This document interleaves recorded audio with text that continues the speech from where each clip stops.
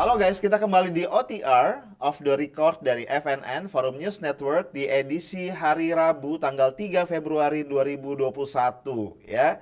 Siang ini kita akan nemenin lu untuk lunch ya, sambil ya mungkin istirahat sebentar setelah lu sibuk setengah hari tadi ya. Dan gue masih ditemani oleh Bung Hersu Beno Arif. Kita sapa dulu Bung Hersu, Assalamualaikum. Waalaikumsalam, Bang Arif. Apa kabar? Iya, Nih ke t-shirt iya, t-shirtnya keren-keren kan. Pagi ini tulisannya speak up. Wah, betul, betul, jadi betul. penting memang ya sebagai sebagai jurnalis itu kita mesti speak up karena saya banyak mendapat pertanyaan.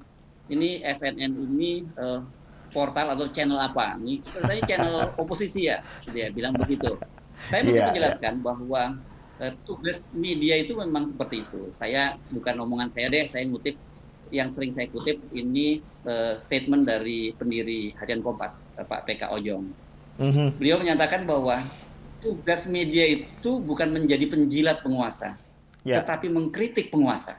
Mhm, Nah, itu mhm. penting jadi speak up. Kita tidak bukan berarti kita mencari-cari kesalahan penguasa, tetapi kita sebagai fourth estate, sebagai pilar keempat dari demokrasi, kita mesti Ya. mengawal bersikap kritis.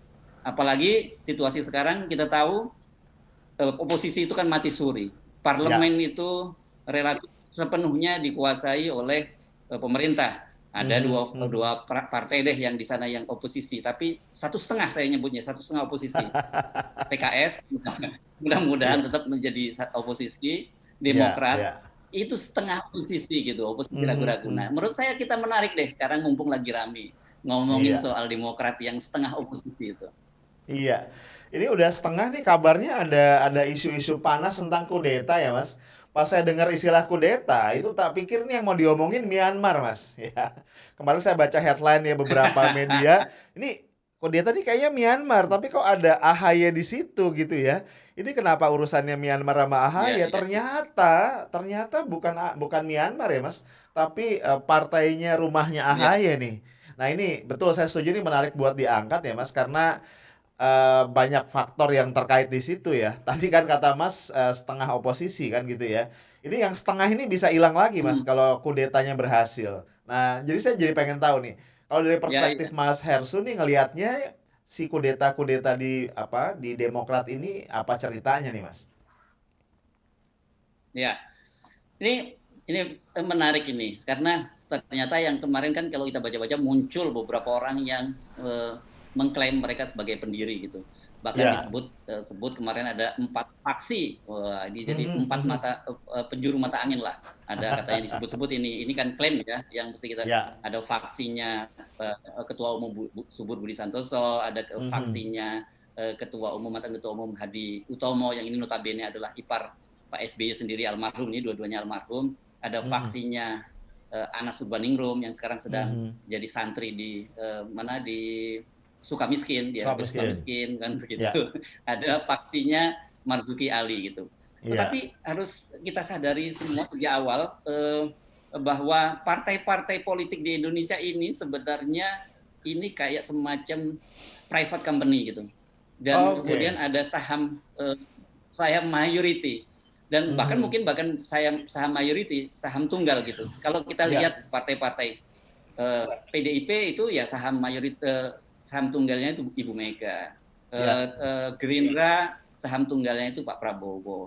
Mhm. Nah, Demokrat ini saham tunggalnya ya Pak SBY. SBY. Mhm. Jadi kelihatannya Pak SBY begitu melihat ada upaya-upaya untuk take over atau apa ini Mhm. kalau hostile take over nah, Ya. gitu atau kalau dalam merger perusahaan Akuisisi. ini tiba-tiba ada orang yang mau akuisisi hostile akuisisi ada akuisisi tapi hostile gitu Ya. ya Iya, karena iya, beliau bereaksi saya kira iya, itu wajar saja. iya, Kenapa apalagi kalau kita lihat backgroundnya AHY ini kan dia sebenarnya seorang perwira militer yang sangat cemerlang nih.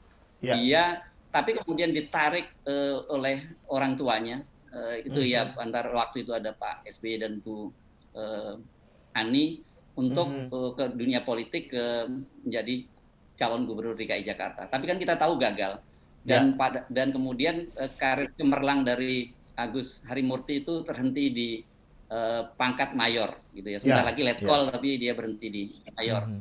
Nah, ini kan tentu Pak SBY ini bagaimanapun kepikiran. Beliau itu kemudian tentu kalau kita lihat berusaha mencari sana sini dan berkali-kali kan kita tahu kenapa kita sebut sebagai setengah oposisi, tapi sekarang kita Iya. dengan peristiwa ini kita dorong jadi penuh oposisi, jadi minimal ada 2 oposisi yang Iya, di iya. parlemen. Ini penting, ini sekali lagi saya ingatkan, karena kalau dalam demokrasi oposisi itu lemah, itu bukan demokrasi lagi namanya. Nah, Yes. jadi kita dorong untuk itu. Nah, sekarang ketika tiba-tiba sudah kesana kesini bolak-balik ketemu di istana juga AHY ini nggak dapat jatah dan sebagainya, sekarang diberi jabatan ketua umum tiba-tiba mau diambil.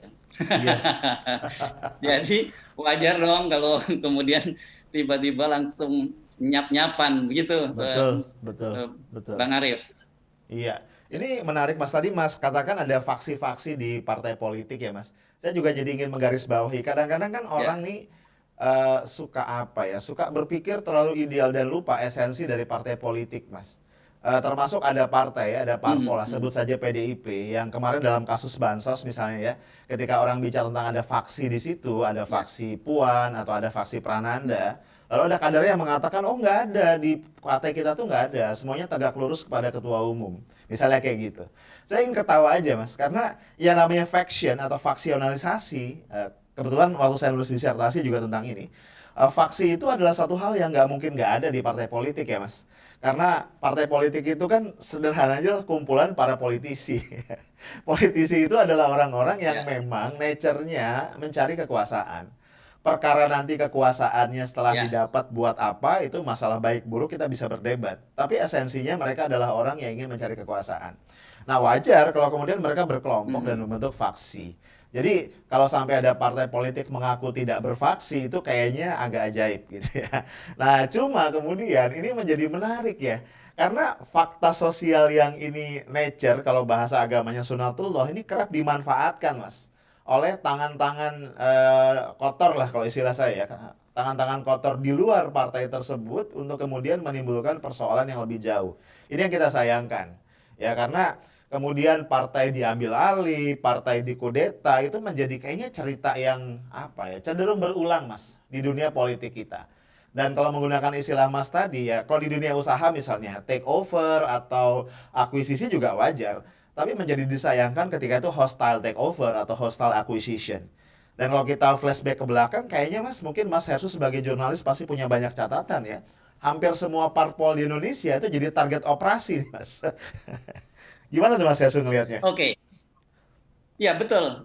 Satu tadi Anda menyebut bahwa ada faksi-faksi itu biasa. Di dalam partai Ya, politik itu biasanya itu ada patron gitu ya. betul, Ini betul. patronnya ke siapa, siapa gitu. Ya. Kemarin di PDIP sebenarnya meskipun tadi saya menyebut bahwa ini adalah saham utama pemiliknya Bu Mega, tapi Mhm. kan kita membaca di Tempo misalnya dalam kasus Bansos. Ini Ya, kali lagi kita mengutip Tempo ya. betul. Disebutkan kan bahwa faksinya Yuliari itu dekat dengan dengan Herman Heri, dengan Ihsan Mhm. Yunus, bahkan Ya, dengan Puan Maharani gitu. betul, Sementara betul. faksinya Hasto, Sekjen katanya karena tidak dekat, jadi minta jatah kuota bansos juga nggak dapat. Jadi itu Ya. memang biasa di dalam partai politik Mhm. itu faksi-faksi nanti. Jadi yang tampil adalah faksinya siapa. Nah Ya, biasanya faksinya ketika faksi tampil itu gerbongnya akan ikut gitu. Nah ya, sekarang kita bicara soal kenapa menjadi persoalan ini hostile takeover yang mau dilakukan oleh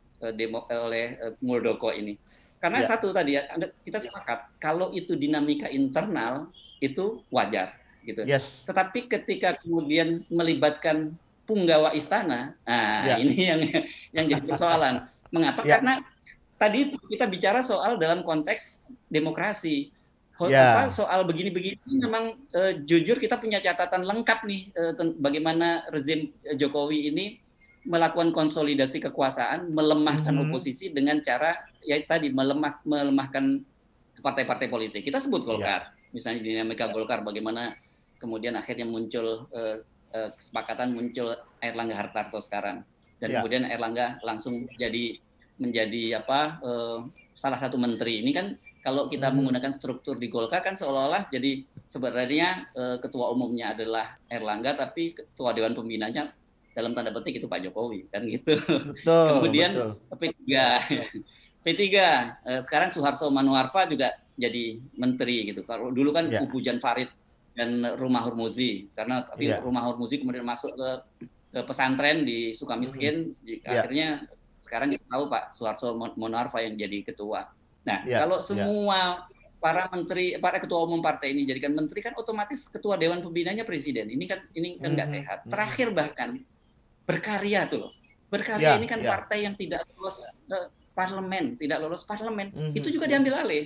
Betul, Jadi betul. kemudian kita curiga ini jangan-jangan bagian dari konsolidasi kekuasaan. Kita khawatir Iya, ini jangan-jangan betul, tinggal betul. PKS nih yang akan jadi apa yang jadi Yang jadi oposisi. Itu pun oposisi, kita nanti iya.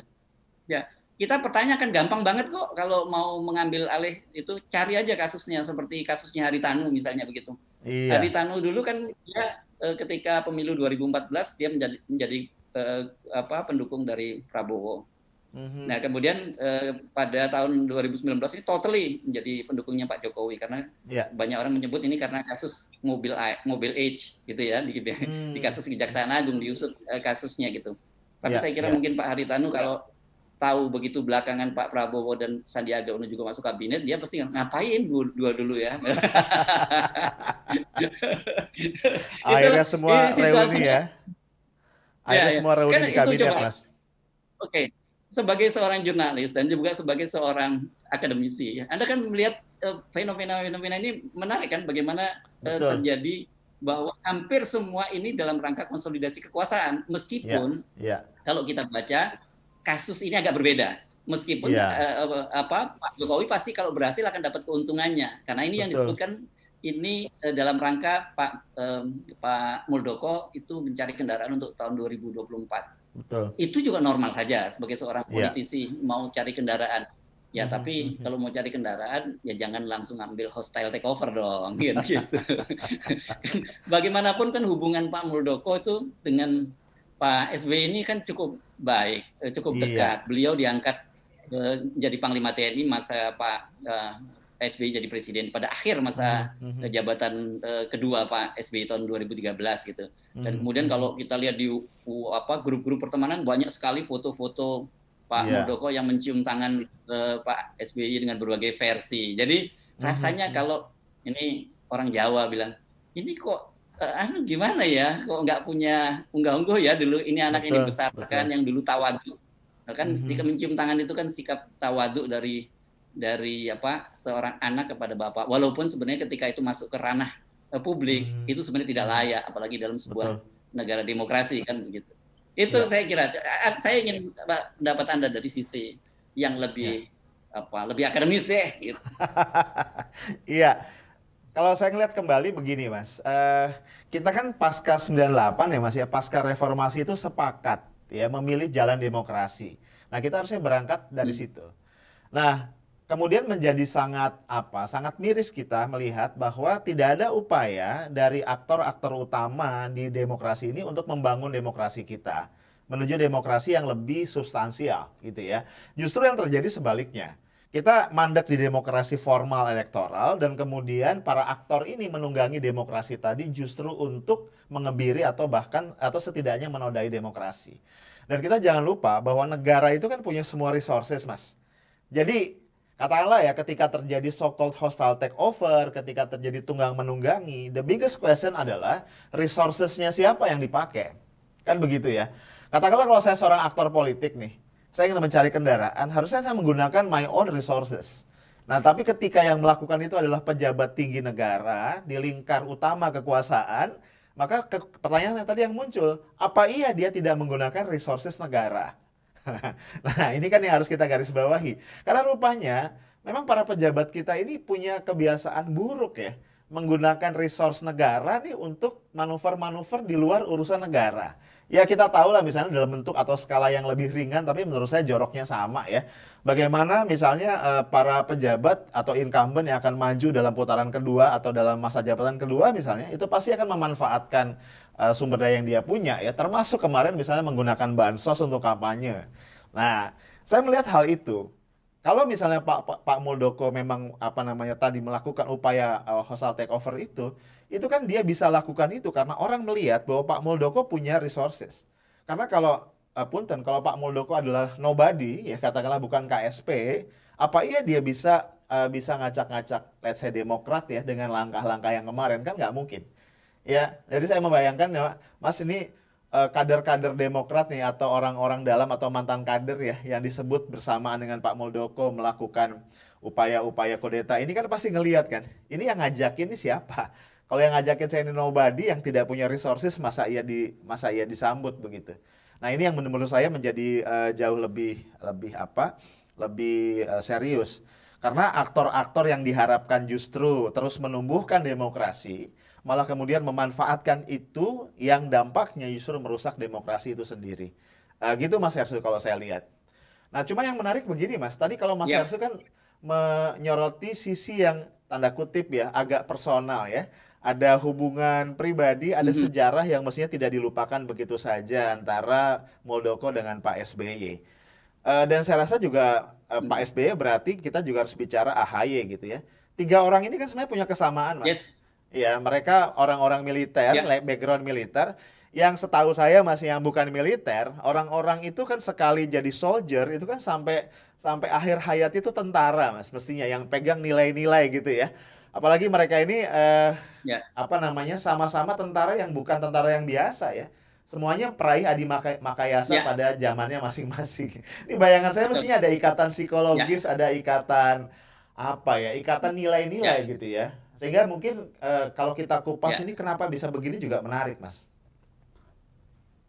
Oke. Jadi betul, meskipun kita terlalu ngomong naif ya, meskipun bahwa di politik itu ngomong etika dan sebagainya gitu, Iya, karena iya. dalam politik itu kan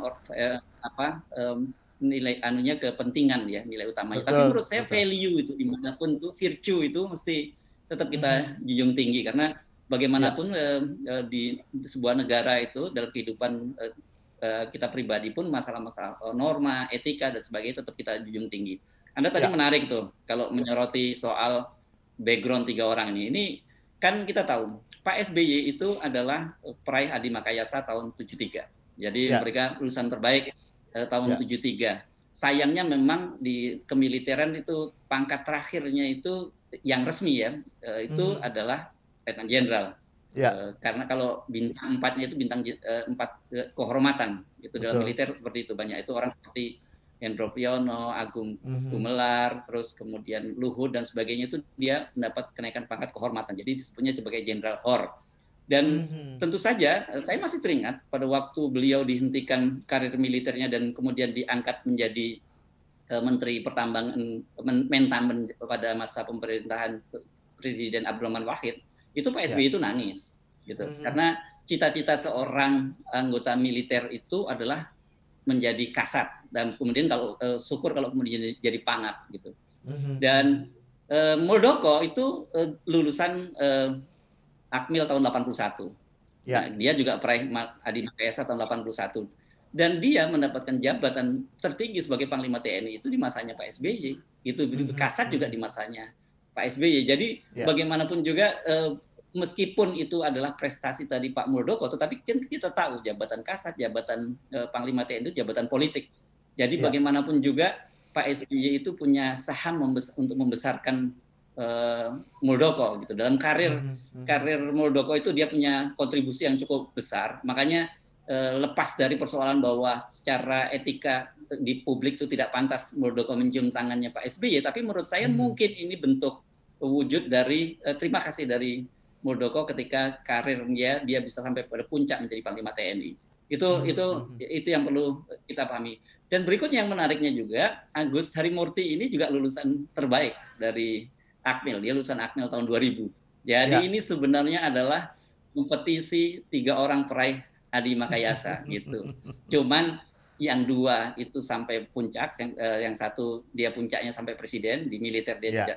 cuman terakhir yang tiga sebagai Kasospol, tapi kemudian yang satu pernah jadi Panglima TNI dan satu ini sayang sekali dia terhenti hanya sampai menjadi seorang mayor TNI. Ini Mhm. perwira menengah nih, Iya. belum perwira menengah pun dia pertama karena mayor itu Iya. kan tahapannya perwira menengah pertama itu. Jadi setelah itu Iya. ada letkol, ada letnan kolonel, ada kolonel itu Ada kelompok kolonel. perwira menengah di nah, setelah kolonel baru dia kemudian nanti menjadi brigjen itu bintang satu. Jadi ini latar belakang di antara mereka. Jadi saya membayangkan ini orang pintar-pintar semua nih, 3 orang ini Iya. nih.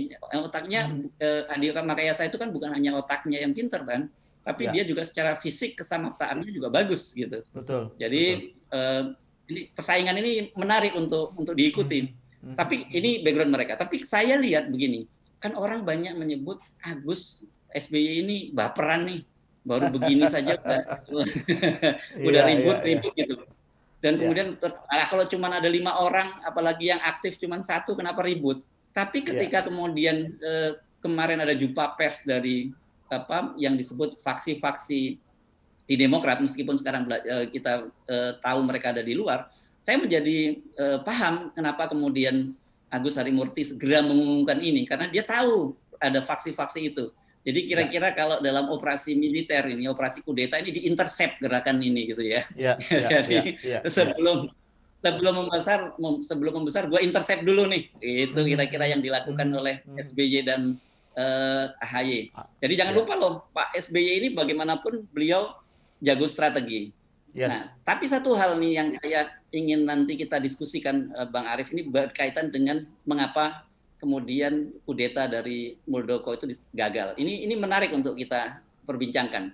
Tapi saya Iya, ingin juga kalau Anda melihat dari perspektif ini sebagai dalam kasus ini dari sisi pertemanan di antara mereka sebagai bukan pertemanan ya.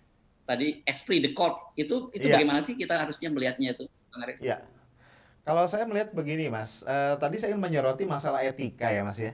Di sini ada beberapa etika yang mengalami overlap ya, Mas. Artinya harus dipertimbangkan sekaligus. Dan buat saya etika ini bukan hal yang sederhana, walaupun mungkin beberapa orang mencibir ya Allah di politik mengharapkan etika gitu ya. Menurut saya justru, Mas, karena tadi nature-nya politik itu adalah pergumulan kekuasaan. Resikonya tuh tinggi, Mas. Nah, dalam dalam bidang kehidupan apapun yang resikonya tinggi, kehadiran etika itu menjadi penting untuk menjadi apa namanya jaring pengaman. Ya kita bayangkan analoginya kayak olahraga, Mas. Kalau kita lihat semakin tinggi resiko dari sebuah olahraga itu aturannya semakin ketat, Mas. Nah, kira-kira seperti itu. Nah, kalau kita bicara kembali ke kasus ini, itu ada etika tanda kutip pertemanan, etika hubungan pribadi, etika kakak angkatan, adik angkatan dalam militer. Itu satu hal yang saya pikir ya masyarakat sipil kan biasanya belajar ya tentang etika-etika itu justru dari bapak-bapak kita di militer. Ya bagaimana mereka itu punya apa hubungan junior senior yang begitu rapi, ada penghormatan di situ, ada senioritas yang terus dijaga dan sebagainya. Itu satu. Nah, belum lagi kalau kita bicara etika politik dan etika demokrasi, Mas. Yang mungkin bisa jadi ya, kita juga harus cek. Langkah-langkah Pak Muldoko ini tidak melanggar satupun pasal dalam hukum positif. Tapi persoalannya, kita susah membayangkan sebuah demokrasi yang sehat, yang substansial, yang tidak pakai etika begitu. Nah ini kalau kita bicara etika. Nah dalam konteks seperti ini, menurut saya langkah-langkah Pak Muldoko menjadi sangat sulit untuk kita terima. Nah, terlepas dari tadi ya, apa, saya sependapat dengan Mas Hersu ya. Kalau Pak SB itu kan memang dari dulu Mas beberapa orang yang katakanlah tidak terlalu sepakat itu seringkali menyoroti gaya beliau ya. Gaya beliau yang cenderung melankolis, gaya beliau yang cenderung seolah-olah apa suka curhat dan lain-lain. Tapi saya sebagai akademisi cenderung tidak tidak terlalu concern sama gaya karena menurut saya nothing wrong dengan gaya gitu ya. Nah, dalam konteks ini kalau kita lihat oke baperan dan sebagainya, tapi apa yang dilakukan Pak Muldoko ini memang sesuatu yang jauh ya di luar standar etika tadi. Apalagi kalau kita bicara tadi etika tanda kutip ya, pertemanan, hubungan hubungan senior junior di militer dan sebagainya. Kira-kira gitu Mas Hersu. Nah, kita sekarang soroti ini karena orang menyebut eh, ini kudeta gagal gitu ya. Yes. Nah, kalau yang sebelum-sebelumnya kan operasinya selalu sukses gitu. Ya. Tapi saya menduga pada waktu itu mungkin bukan Pak Muldoko nih menjadi operatornya. Saya Mhm. menyoroti soal di masa lalu itu TNI itu jago banget kalau operasi politik semacam ini top banget. Ini Ya, saya ingat ya. pada masa-masa awal Ibu Megawati akhirnya tampil menjadi ketua umum partai PDIP ya, belum PDIP Mhm. waktu itu masih PDI ya. Itu Mhm. pernah di zaman dulu itu kita mengenal di tentara itu ada kan peran sosial dan politik atau TNI pada waktu yang kita Ya. sebut sebagai dui fungsi. Ya. Dan di militer itu ada satu posisi yang sangat pada waktu itu sangat penting dan powerful itu peran sosial. Kalau di Mabes TNI disebutnya Kasospol. Ya, betul. Kasospol ABRI pada waktu itu ya. Ya, Kasospol ya. ABRI, dan kemudian turun ke bawah sampai ke Kodam, itu ada Asospol, kemudian ada lagi bahkan sampai ke tingkat kabupaten, dan bahkan di daerah-daerah, di kabupaten-kabupaten dan kota itu biasanya seorang Kakansospol, para kantor sosial dan politik itu pasti TNI gitu. Hmm, Jadi hmm, hmm, hmm, hmm. jadi ini pada waktu itu sih luar biasa, ketika operasi misalnya waktu itu menjatuhkan Pak Suryadi dari PDI, karena Ya. Suryadi ini pada waktu itu dianggap adalah faksinya Jenderal Beni Murdani. Pada Hmm, waktu itu Jenderal Beni Murdani kan tersingkir dari politik, dari kekuasaan Pak Harto, bersamaan menguatnya munculnya faksi Muslim, yakni, dan kemudian menghasilkan ICMI itu ya. ya. Dan nah pada waktu itu operasi-operasi saya kebetulan ada di lapangan tuh, mulai ikut dari KLB di Medan, di Surabaya, Hmm, dan kemudian terakhir di Jakarta. Waktu itu hmm, hmm. dilaksanakan di Hotel Kemang gitu. Ya. Waktu itu kita kucing-kucingan gitu mengikuti operasi-operasi yang dilakukan oleh TNI untuk menggalang bagaimana menggagalkan Suryadi, dan akhirnya muncul Ibu Megawati sebagai ketua umum PDI dan kemudian PDIP, dan kita tahu kemudian melahirkan peristiwa kuda tuli segala macam ya, yang Ya, di kantor 27 Juli ya. PDIP. Ya, 20 Nah, jadi itu memang pada waktu itu luar biasa peran sosial politik ini. Tetapi bersamaan dengan kembalinya TNI ke Barak, kemudian disebut oleh mereka back to basic, dan salah Ya. satu tim perumusnya itu dengan Pak SBY, kan gitu. Pak Iya, SBY, iya. kemudian ada Agus, yang disebut sekarang Gubernur Lemhanas, Agus Lejen Agus Wijoyo. Wijoyo, Ya, kemudian ya ada juga Majen Agus Wirhadi Kusuma yang sudah ya. beliau almarhum dan sebagainya. Nah, setelah mereka kembali ke Barak, peran-peran sosial politik ini kan dihilangkan. Iya. Dan saya melihat, kalau lihat angkatannya tahun 81 Pak Muldoko ini, mereka kelihatannya generasi ini generasi yang tidak terlibat penuh. Mereka sudah termasuk generasi militer, generasi Mhm. profesional maksud saya. Ya. Tapi mereka masih bersentuhan kan dengan generasi sebelumnya nih. Jadi saya kira mungkin antara lain kenapa Pak Muldoko ini gagal, ya karena beliau tidak cukup terlatih ini melakukan operasi-operasi sosial politik semacam ini. Yes. Jadi sebenarnya kayak gini dia nggak perlu turun langsung gitu ke lapangan sampai ketahuan bertemu di lantai 28 Hotel Aston Rasuna di Kuningan gitu. Iya. Sudah mulai muncul foto-fotonya nih, Jam Joni Allen 21 ya, dengan Mas ya? Nazarudin. Jam 21 Iya, iya, iya. ketemunya. Saya, Sedetail itu gitu ya? ya kita tinggal menunggu nih foto, ada nggak fotonya Pak Muldoko. Kalau muncul fotonya Pak Muldoko ini kan seru ini. Jadi Betul. itu kelihatannya mengapa kemudian operasi ini kelihatannya tidak berjalan mulus. Ini analisis saya dari peran sosial dari Iya. politik dan TNI. Nah, pertanyaannya kenapa operasi-operasi sebelumnya di Golkar, di P3 dan sebagainya kok lebih sukses gitu? Ya karena Mhm. pada waktu itu full time, yaitu kepentingan Pak Jokowi melakukan konsolidasi kekuasaan. Jangan lupa di situ Ya. ada figur-figur lama, ada seperti Pak Luhut, ada seperti meskipun tidak dalam struktur, kita selalu Ya. disebut bahwa salah satu orang penting di lingkaran Pak Jokowi kan Pak Hendro Priyono dan sebagainya. Ya. Itu beliau terlatih. Beliau itu sangat Mhm. punya jasa besar itu menjadikan Megawati sebagai ketua umum PDIP. Itu jangan lupa, catatan sejarahnya seperti itu, Iya. Bang Arief. Ya, jadi di sini ada masalah ini, Mas ya. Lack of experience lah, katakan begitu ya berarti ya, Mas ya. Nah, Analisis saya jadi seperti itu. Ya. berarti kalau gitu, Mas, ini apa ya? Ini apa yang kita bisa tanda kutip ucapkan nih kepada Pak Muldoko ya? Karena kan ini ibaratnya orang ya, kalau kemarin saya nonton channelnya Bung Rocky Gerung dan Bung Hersu juga itu kan menggunakan istilah kena OTT ya. Ini kalau sudah kena OTT kayak gini nih, saya cukup terlompat Nah, juga tuh ya dengar istilah itu ya. Ini saya bayangkan kan kalau udah kena OTT ya, kayak gini, pilihannya tuh cuma dua ya, Mas, menurut saya. Tetap denial ya dengan ya, segala apa kekuatan yang masih tersisa begitu. Atau yang kedua adalah yang aku gitu. Apakah yang kita ucapkan kepada ya. Pak Muldoko adalah ya sudahlah Pak, jujur sajalah, atau mungkin Mas Hersu, Bung Hersu punya punya alternatif ucapan yang lain yang kita bisa berikan kepada Pak Muldoko? Ya, saya sebenarnya tidak punya pretensi untuk memberikan saran atau apapun. Saya justru Ya. ingin menikmati gitu. Saya kira Hmm. seperti sebagian besar dari rakyat Indonesia itu sekarang sedang menikmati itu karena mungkin berbulan-bulan menyaksikan data-data angka COVID yang naik turun orang bosen Ya, juga gitu. ya, betul. Sekali-kali ini ada katarsis ya gitu. Peristiwa politik yang menarik Yes, yes, yang yes. terjadi. Tapi kenapa ya kalau menggunakan OTT itu biasanya memang ini ada semacam pemahaman yang sama di kalangan teman-teman media. Di KPK itu Anda apes kalau kena OTT. Biasanya karena Betul. kalau OTT itu Anda nggak berkelit gitu karena biasanya Mhm. ini yang main para penyidik dan kemudian oleh penyidik dibocorkan ke media gitu supaya nggak Iya, bisa dibatalkan. Jadi bocor dulu. Tapi paling yes. nanti bisa kena dirundingkanlah pasalnya gitu. Kalau sebelumnya Iya. katanya korupsi COVID bisa kena hukuman mati, ya enggak lah Mhm. karena memang ternyata ada aturannya bahwa untuk OTT semacam itu yang menerima suap itu memang ada pasal-pasalnya sendiri gitu. Tapi itu Iya. aturan belah kira-kira gitu yang Mhm. muncul. Nah kalau yang aman itu kan kasus pengembangan nih. Makanya kita coba Mhm. tunggu nih, Madam Bansos apa dan sebagainya itu orang banyak yang pesimis ini berkembang karena bukan OTT gitu.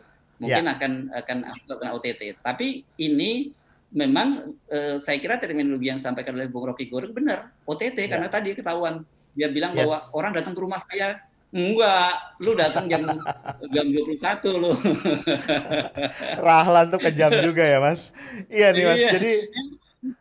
Iya, Jadi saya seru sepakat nih. dengan Mas Hersu nih. Emang ke depan nih kayaknya anggaplah ini sesuatu yang serius tapi juga tidak terlalu gimana-gimana juga. Kita sebagai rakyat memang butuh hiburan ya, Mas ya. Mungkin saatnya Pak Ya, Muldoko menghibur kita akhirnya begitu. Ya, baik Bung Hersu ya. Nampaknya kita tiba di penghujung dari diskusi kita ya. Memang masalah apakah ini baper atau tidak ini terpulang kepada yang nonton ya. Tapi intinya adalah bagaimanapun kita ingin ingatkan politik yang sehat kalau betul kita ingin membangun satu demokrasi yang substansial kita butuh etika. Dan sayangnya dalam konteks case ini kita tidak mendapat pelajaran etika itu dari Pak Muldoko ya, seorang yang cukup senior, seorang politisi, seorang pejabat negara yang pada levelnya mestinya kita bisa harapkan sedikit memberikan legacy kayak apa sih sebenarnya sebuah perilaku berpolitik yang baik. Oke guys, gue ingetin ya buat lu semua yang belum subscribe ya, subscribe channel ini karena kita akan selalu membongkar apa-apa yang ada behind the scene dari berbagai berita yang lalu lalang di sekitar kita. Itu aja, kita akan jumpa lagi ya Bung Hersu di kesempatan berikutnya. Tetap di yes. OTR FNN, kita sama-sama menjaga tujuan kita bernegara. Assalamualaikum warahmatullahi wabarakatuh.